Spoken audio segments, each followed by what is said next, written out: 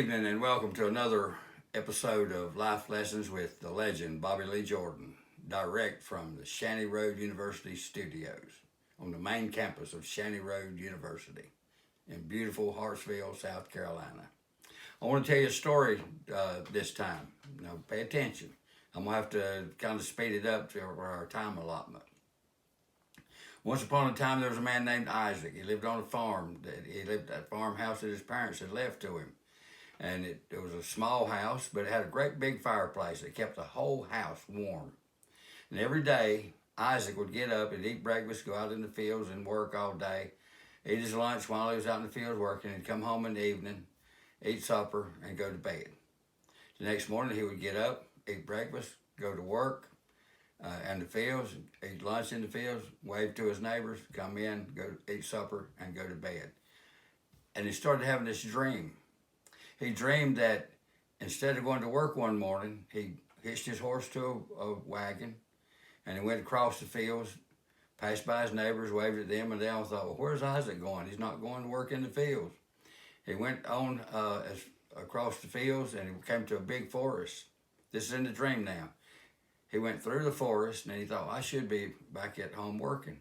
He went through the fields and through the woods, and he came out and he saw these mountains.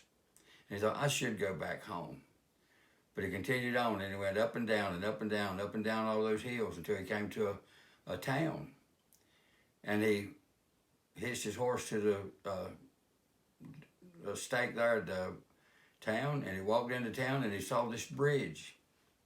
And the bridge called out to him, said, this is the Glum Drum Bridge, and there's gold under this bridge.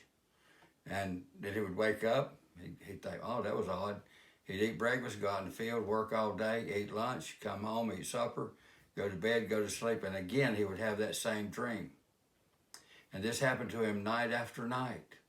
And finally one day, it bothered him so bad he thought, well, maybe I should just go see about this. So he got up that morning and he actually hitched his horse to the wagon. He went across the fields, waved at his neighbors, went through all those woods, came out the other side of the woods. He saw, actually, oh, I've seen these mountains before in my dream. He went up and down, up and down, up and down the hills until he came to this town. He hitched his horse there outside of town. He walked in and he saw this bridge, and the sign on it said the Glum Drum Bridge. And he started to go down under the bridge because the bridge had told him there was gold under, or the dream had told him there was gold under that bridge. And the soldier stopped him and said, whoa, you can't go there. He said, but I have to get down there. There's gold under that bridge. The soldier said, there's not any gold under that bridge. You go back home. He said, but I had this dream. And the soldier just laughed and carried on at him. He said, you believe a dream like that? That's just crazy. He said, I've had this dream every night for 10 years. And Isaac said, well, what was your dream? He said, I dreamed that I left this town. I went over the hills, went through the woods, down through the fields, past peasants' houses, and came to this little house that had a big fireplace in it, and there was gold in that fireplace. Isaac said, well, can I ask you, which side of the fireplace was the gold? He said it was on the left side, about halfway up. Isaac said, okay. So he left and went back home. He went over the mountains, he went through the woods, through the big forest.